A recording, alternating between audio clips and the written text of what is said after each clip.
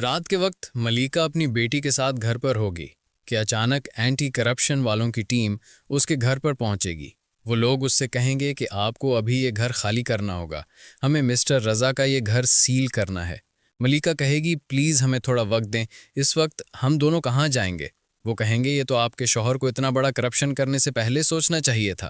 وہ لوگ ملیکا کو باہر نکالیں گے اور گھر کو سیل کر دیں گے۔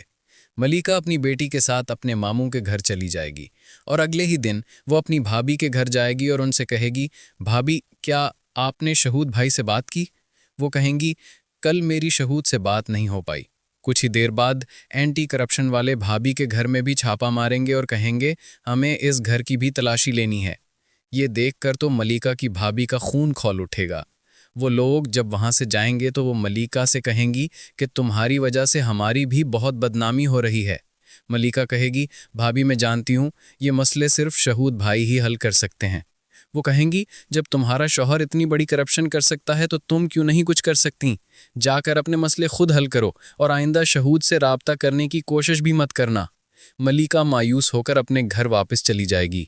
ماموں اسے کہیں گے کہ بیٹا تم پریشان مت ہو، ہم خود کسی وکیل سے بات کریں گے۔ وہ لوگ کسی وکیل سے ملاقات کریں گے۔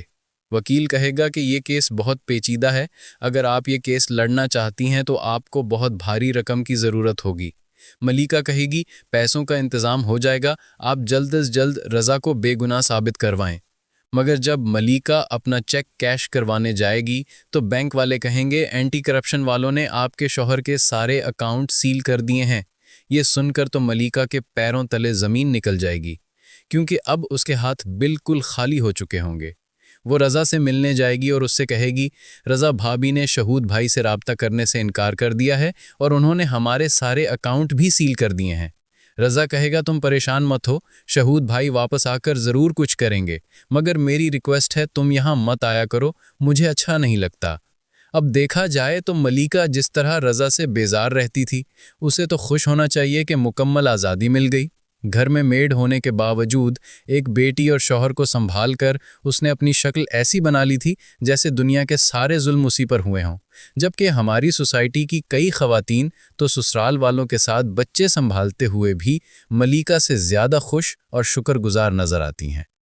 رضا کی غلطیاں بے شک تھیں، مگر مکمل پرفیکٹ تو کسی کی بھی زندگی نہیں ہو سکتی۔ اگر ان باتوں کو اتنا سر پہ سوار کیا جائے تو ہر گھر ہی خراب ہو جائے۔ تو جب تک یہ معاملات حل نہیں ہو جاتے، ملیکا خود کوئی کام کر کے اپنی بچی کو پالے گی اور شاید اپنی کتابیں لکھ کر بہت مشہور ہو جائے۔